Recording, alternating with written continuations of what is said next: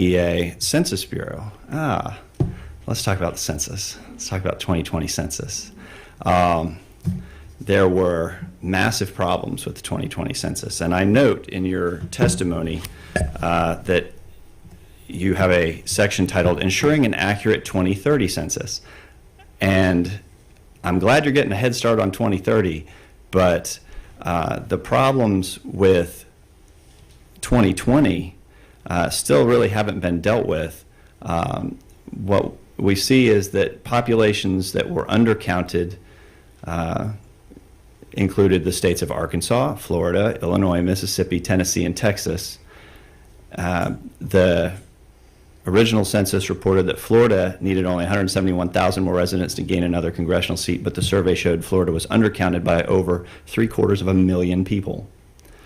The Bureau said that Texas needed only 189,000 more people to gain another congressional seat, but the survey showed that Texas was undercounted by 560,000 people. Minnesota would have lost a congressional seat if it had had 26 fewer residents, but the survey showed the state was overcounted by 216,000 people. Rhode Island would have lost a seat if the Census Bureau had counted 19,000 fewer residents, but it was overcounted by more than 55,000 people. So what you have is a massive shift, really, that would have resulted in about a 6-state shift if current trends apply, and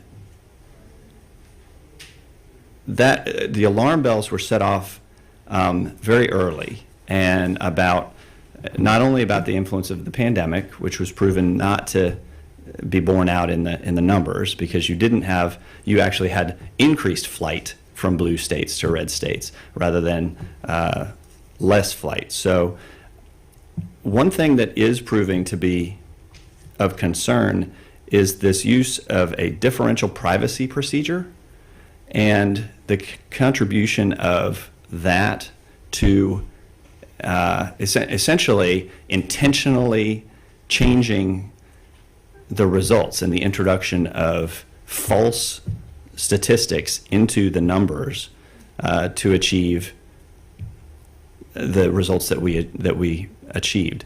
Can you comment on that? And I'd just like to hear how you all preceded the census to kind of ensure that it would have been accurate versus what you're doing now to kind of review what the problems were and why.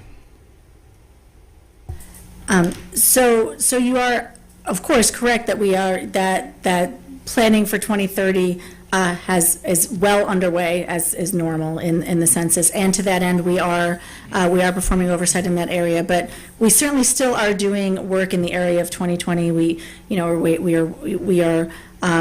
working on things like the post-enumeration survey. There were a lot of questions about group quarters, so our work there does continue apace. I will tell you that I cannot speak eloquently of. I do understand the issue of differential privacy. I do not know off the top of my head.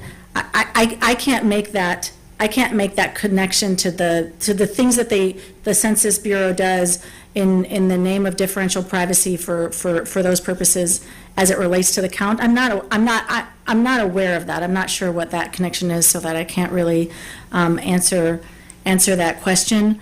Unfortunately, I'm sorry about that, but Can you commit to looking into the addition of that and the impact that it had on the results? Because not only did it have an impact on the Constitution of this Congress, but the appropriation of funds is, unless we correct for that, we're going to be doubling down on an error, Mr. Chairman. We're going to be sending money based on census data that is false to states that don't deserve it at the expense of states that do deserve it. And so if we need to actually make the corrections in our own legislation to ensure that taxpayer funds are appropriately sent out. So I would urge that we both have some work to do. Right. So thank